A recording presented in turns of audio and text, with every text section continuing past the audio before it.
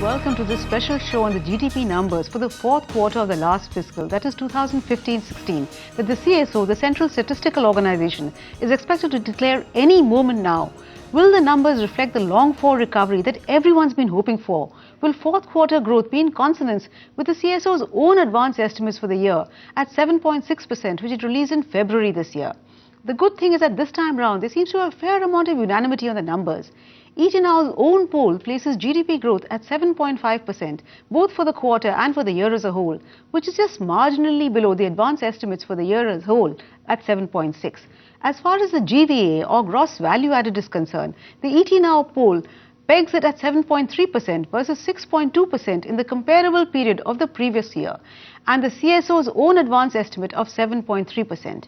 And to discuss the numbers threadbare, we have with us four of the keenest brains tracking macroeconomic fundamentals in the country. Siddharth Sanyal, Chief India Economist, Barclays; Abhik Barua, Chief Economist, HDFC Bank; Jayesh Mehta, MD and Country Treasurer, Bank of America Merrill Lynch; and Arvind Virwani, former Chief Economic Advisor, Government of India, and also former ED representing India at the IMF. Welcome to the show, all of you. Arvind, if I may start with you, we've just got the numbers for the core sector growth this year, of April this year, at 8.5%.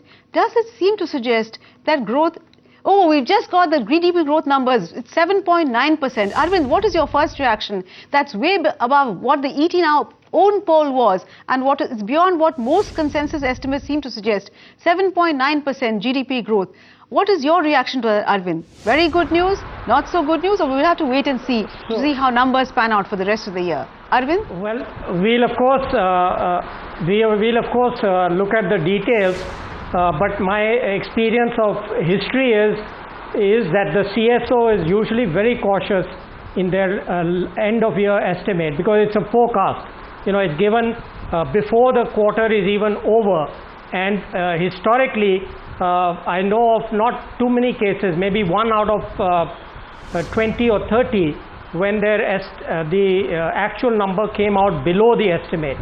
The only doubt in this particular case, so I believe the 7.6 number when it came out, but of course in this particular year, and because of all this confusion about old and new numbers, one was not 100% sure that their old record of not overestimating the last quarter held up. So from historical point of view, it's kind of not surprising, but given all the uncertainty about old, new data, I would say I am a little bit surprised. Abhik, would you second Arvind's slight amount of skepticism and surprise, or would you look at it as a belated gift, a second anniversary belated gift for the government? 7.9%, clearly suggesting that we are perhaps the brightest spot in the world. Abhik? No, I think this is the 4Q number, I presume. This is the fourth quarter number, is it? Q4 as well as the year as a whole. What is the Q4? What is the year as the annual number being revised to 7.9? This is Q4 number 7.9, so the annual number will be little over 7.6%. Yeah. So I don't think it's that big a deal, and I think, you know, the residual number works out to, if you went with the 7.6 number, it worked out to roughly around, you know, 7.6 something, which we took to be 7.7. So a deviation from 7.7 to 7.9 is not that big a deal. It will certainly make a difference to the annual number, but not a spectacular number. We can think of certain factors in the last quarter of the fiscal year that could have added to this, could have, you know, justified this. There was some traction in investment spending from the government. I think government consumption expenditure, which is, you know, on all sorts of social service and so on, would get a leg up from the base effect itself. There was a crash in the base last year. So I don't think, I think you're getting a little carried away by the fact that it's 7.9. I think 7.9 is just a few ticks away from the number that would be compatible with 7.6, and consequently the annual number wouldn't change very substantially. Siddharth, Obik says that we are in danger of getting carried away, and it's just a little bit above the 7.7 that we earlier thought for Q4, given that 7.6 advance estimate. But had the number been a little less, then maybe we would, everybody would have said, oh, the India growth story is not holding out, etc., etc. So do you think that optimism is justified, or should we really hold our horses for now and say, look, yes, growth still appears to be on track, let's not get carried away and remain cautious, or should we be celebrating?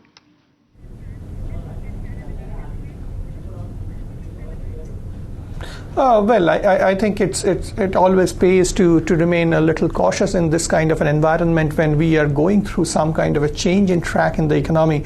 And our sense is that incrementally growth numbers can be slightly better.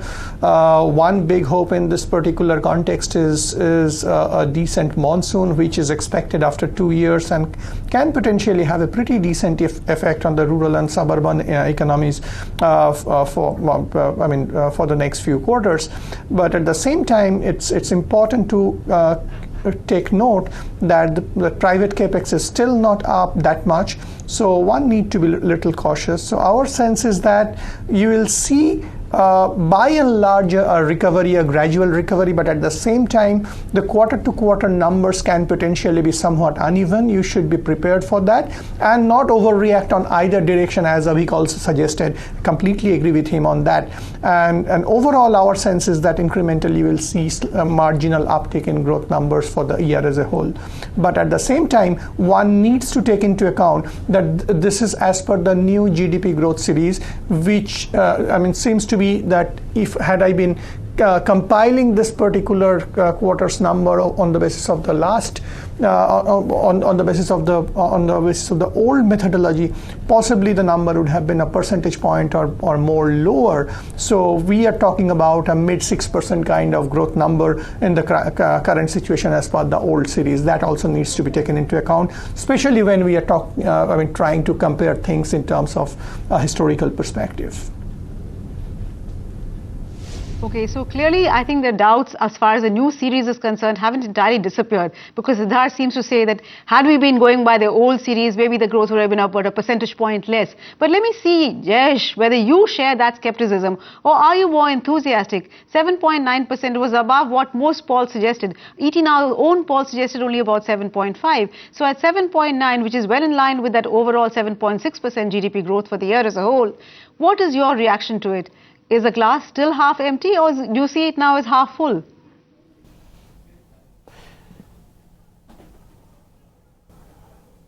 No, I actually see it more as half full. If you look at the last quarter results, which have been in select sectors, have been coming quite good.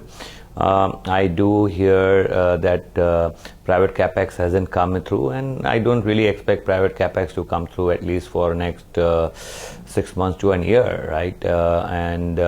But at least what we are seeing right now is that's without private capex, and this is purely on government spent. If we are able to generate this kind of number, even if you say old series of maybe 6% or so, 6.5% or so, it is still satisfying from where we are coming from, right? So from that perspective, the trajectory looks good, especially where the world trajectory is on the other side. This looks quite enthused, and this should have some impact both on currency as well as the equity markets, hopefully. So from that perspective, yes, we have a lot of events, global events. This is just one positive factor, but if you look at June to September, it's the whole calendar is filled with events, and that's what people would be a little bit cautious. But bearing that, I think it's a good number. Okay, but clearly the surprise doesn't end with the GDP numbers themselves. Because if you look at the internals, we have some of the internals with us right now, and manufacturing seems to have grown in Q4 at 9.3%, which is much higher than what the IIP numbers own suggested of just about 2%. Arvind, what do you make of this disconnect between the Q4 numbers that the CSO gives for manufacturing of 9.3% versus the IIP number where manufacturing seemed to grow in the fourth quarter only by about 2.4%? Why is there this constant disconnect between IIP and the CSO's own numbers as far as GDP is concerned? Arvind? Well, first, we should be clear that they did not give any Q4 forecast. They gave an annual number from which all of us have derived by implication, by deduction or by subtraction, the Q4 numbers. That's a simple point, but I think it's kind of missing from the discussion. So the question is really the more important one for me is the details of the overall totals for the year. As I mentioned, I want to repeat because I don't think the point is understood.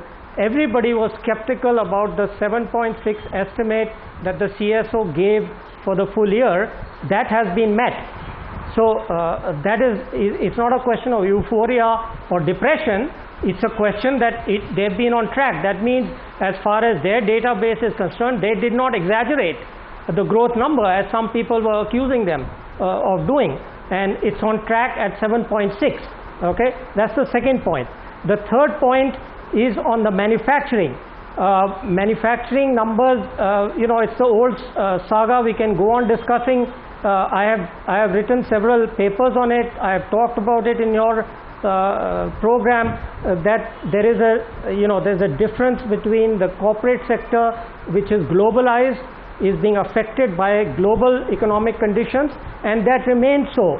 The driver for the manufacturing and for GDP for the last couple of years has been the domestic and internal part of the structure, which means that the smaller and medium companies which are not globalized are the ones driving it. And if you look at the new numbers coming out and the data which RBI got from the Company Affairs Department, that's what the data showed, that it was the smaller and medium-sized companies which were growing faster. Now, we can endlessly debate this issue of the manufacturing, or we can go forward and start looking at what is the likely result for this year. I can do either, depending on how you want to take it from here. Yeah, the discussion really never ends, at least as far as manufacturing is concerned. But Obik, we have these same issues again with agriculture again. In Q3, agriculture actually declined by 1%. But in Q4, despite the two consecutive years of bad monsoons, we got a growth of 2.3%. That means despite two bad monsoons, we got agriculture actually grew by 2.3% in the fourth quarter. What explains this apparent, again, disconnect between what we saw in the previous quarter and what we're seeing in Q4? And put against the perspective of the bad monsoons, and how can we look forward to the next agriculture performance in the next fiscal? Obik? Maithili, before I comment on agriculture, let me just make a small clarification here. Whatever Dr. Virmani said was valid, but I think when you're comparing the IIP and you're comparing the gross value added, which feeds into the GDP numbers, you are comparing apples with oranges. Basically, what is happening in the manufacturing sector is when you are computing, you're effectively computing the value addition in the sector, right? Otherwise, and unless you do value addition, you end up with the problem of double counting, right? So how the CSO and other experts have justified this is that value addition has been high, and that is because output prices have been reasonably strong, and input prices, because of the commodity cycle going down, oil prices remaining low, and a plethora of related things, those have been low. Consequently, the value addition in the manufacturing sector has been strong. And I think the disconnect can partly be explained by this. There are problems with the way we deflate things, whether we should do one-shot deflation, just deflate the value addition, or whether we should do things individually. These are technical questions. I'm not going to go into that issue. But I think to a certain extent, this disconnect has a very, very simple explanation. Now let me get to the point on agriculture. I think the Rabi crop was better than expected, and Rabi is really captured in the Q4 numbers. And I think there were a number of commentators who said that we would, including ourselves, who said that we would get some kind of an upside surprise or a pleasant surprise on the agriculture front, and that has panned out.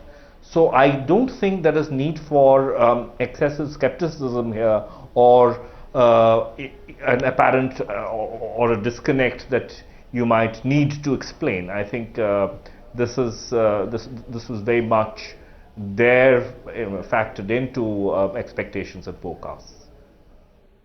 Okay, so OBEC is not getting carried away either by the manufacturing numbers or the apparent improvement in agriculture. But Siddharth, if you look at the GVA numbers, the gross value added numbers, they are also for the Q4 of this last fiscal are substantially higher than the Q4 of the comparable period of the last fiscal, 6.2 last year and 7.3% this year. So clearly, even though it is less than the earlier number of 7.9% for Q3, it is substantially higher than what it was in the comparable period of the last year. So can we say that even in terms of GVA, there is an improvement, and this shows the undeniable improvement in the economy, because regardless of whatever Obik said, and he's entirely right that input costs have come down, when the GVA numbers also look up, that does suggest that the economy is recovering. Or am I seeing the glass as, half full rather than half empty, as maybe Jayesh was seeing it a little while ago?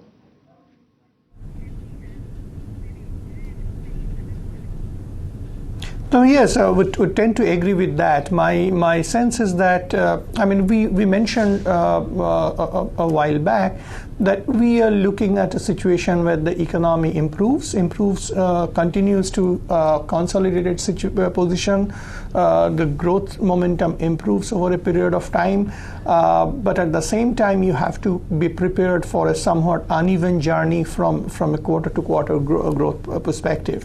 So what we are seeing is perfectly valid. So from a 6% handle, now we are talking about a 7% handle kind of a GVA at this moment. And occasionally, it's not a unidirectional move up. Occasionally, you will be seeing ups and downs in this particular trajectory, and you have to prepare for that. At the same time, whenever we are talking about the GVA, I think it's very important to take into account the net indirect tax component, which had been playing a very significant role over the course of the last 4 or 5 quarters. Now, incrementally, if that component stabilizes, the gap between GDP and GVA will possibly be narrowing down to an extent, and then it will be a tad easier for us to interpret the numbers. But as of now, I think you are right. It can be seen as a glass half full or half empty. There are areas where, like say, for example, private capex, where we are not seeing that much of uptick, but at the same time, there are areas like consumption or government spending where we are seeing some decent picture and can continue to expect some decent picture going ahead in the subsequent quarters as well. If this picture holds for the next 3-4 quarters, possibly the investment part also gradually starts coming back, especially now you have a slightly lower interest rate regime, especially now you have a lot of support from the central bank on the liquidity side. So at some point of time, things might look a little easier on the capex side also. But to be on the safer side, I would see it more as a game of 2017 rather than a play of 2016. Okay, so now we're looking at 2017, and that is entirely correct, because what we should be doing is interpreting these numbers in the light of what they foretell for the future. But Jayesh, if you look at the numbers, the disaggregated numbers, one sector which seems a little puzzling, particularly given that government has been spending so much, is the construction sector, which has grown at only 4.5% in the fourth quarter versus 4.6% in the Q3, the previous quarter. That means the third quarter and the fourth quarter, there is virtually no difference in construction growth. Is this not a little surprising, given that government has been going all out and spending, particularly in infrastructure? So what explains the relative laggardness, as it were, of the construction sector?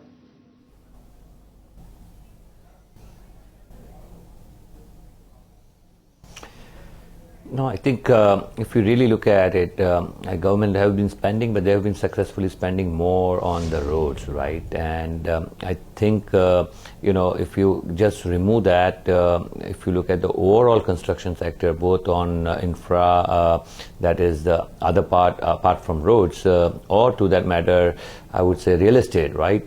That has been quite sluggish since quite a few time, and I don't think there's much momentum which has really picked up on the growth side on that particular segment.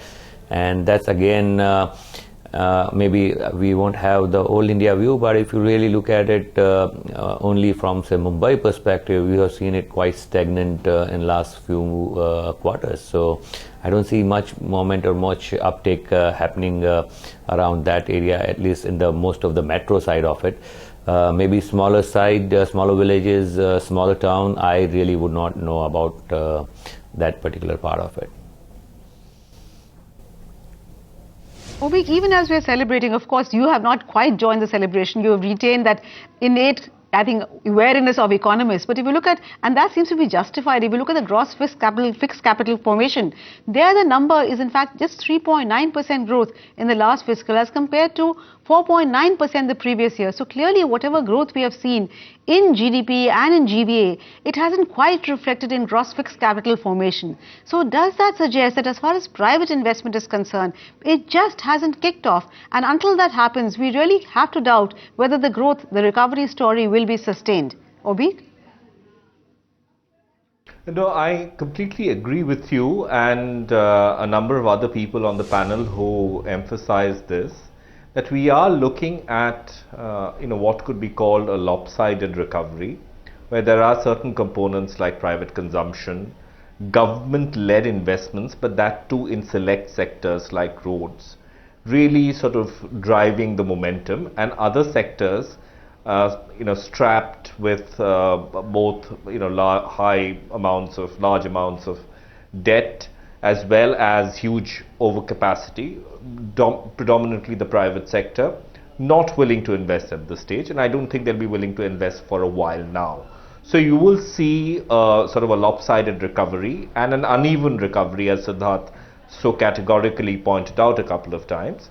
Having said that, I think we are, to the extent that government spending, investment spending can help. I think you will see the traction and the momentum building up. I think railways, in terms of actual spending on the ground, was a bit of a laggard. Going forward, I think a lot of the projects will see fruition. I think roads will pick up. There are a couple of private sector areas like telecom towers, for instance, where there could be some momentum building up, and you have some of the sunrise sectors like renewables and so on, which would also participate. But again, it is in terms of, you look at the investment cycle, which is very critical in driving business cycle recoveries, it is still muted and likely to be muted unless the private sector in a very sort of broad sense participates in this, and I don't see that happening before the middle or end of 2017.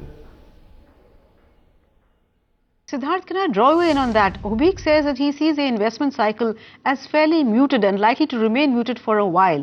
In fact, if you look at the investment numbers, the gross fixed capital formation numbers, the growth, as I said, in the last fiscal has been only 3.9%. That means 1 percentage point lower than in the previous fiscal, where actually we thought of growth recovering and government has been spending consistently. So does it in fact suggest that given the decline, as it were, in the growth rate as compared to the previous year, that the private corporate sector in fact has not recovered at all as far as the investment cycle is concerned?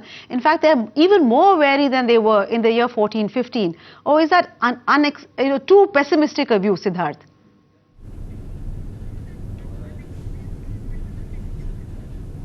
No, it's a disappointing. It's kind of a disappointment, I would say, but at the same time, it's not too unexpected. We are going through a situation where the overall economy is moving up very gradually, inching up a bit, but at the same time, you need to see that overall manufacturing as a whole still do have very substantial idle capacity, number one. At the same time, from the financing point of view, the bankers are still going through a lot of balance sheet issues, so they are also not willing to be very, very aggressive as of now. So in this overall combination would suggest that you might have to be a little more patient in terms of recovery in the capex cycle, as all of us are suggesting. So it'll possibly come only in 2017, as all of us have kind of flagged, and would have to be a little more patient here. Now, if you see the government spending part, yes, that provides some kind of momentum in a few segments, but compared to the overall capex pie, it's still a significantly smaller part, and the broad gross fixed capital formation number starts moving at a high rate only when you see big uptick in private capex. So there is no point expecting a very strong number anytime in 2016, at least I would say.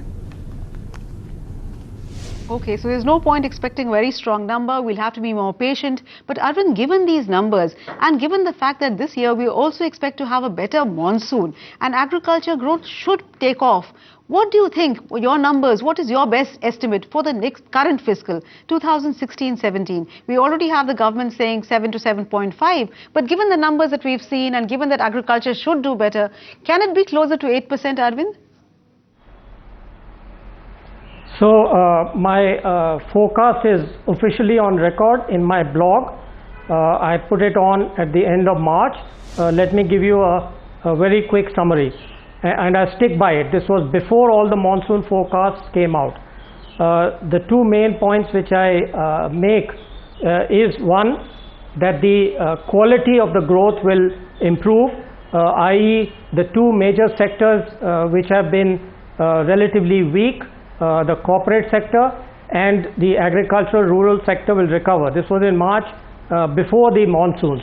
Now, how did I know that the monsoon was going to be okay? Because I've looked at the record of the last 50 years and there's never been 3 consecutive bad monsoons. If you look at the last monsoon, this is as I said, I've written this earlier. What I found, I actually dealt with those last 2 consecutive droughts, but I was also surprised to see the numbers which I had forgotten. Agricultural growth was 19% in the year following the drought. Anyway, so if you want, the summary of it was that I predict a growth of agriculture of roughly 9%, because agriculture has changed. Yes. As far as the overall GDP, so one is the quality. So corporates will be, I predicted, will stop complaining that the GDP numbers are wrong.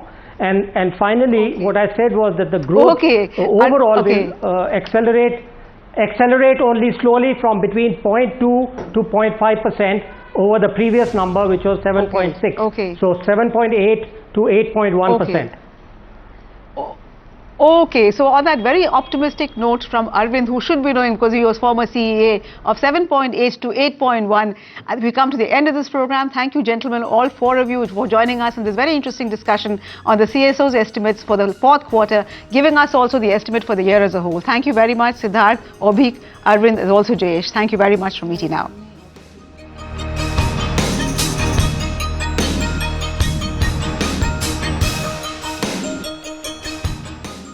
Find us on Facebook at facebook.com/ETNow and don't forget to click the like button. You can also follow us on Twitter at ETNowLive. To stay updated with all our programming, hit the subscribe button on our YouTube channel by logging on to youtube.com/user/ETNow.